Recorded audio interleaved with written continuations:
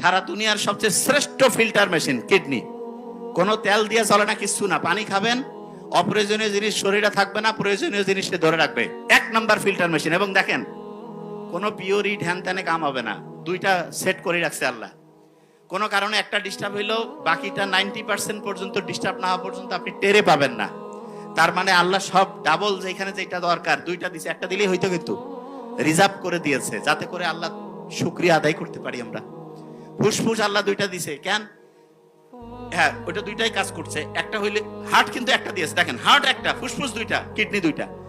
এবং বিজ্ঞানীরা দেখছে যেই রকম হইলে সবচেয়ে ভালো হইতো ঠিক সেইভাবে আল্লাহ দিয়েছেন, ঠিক সেইভাবে।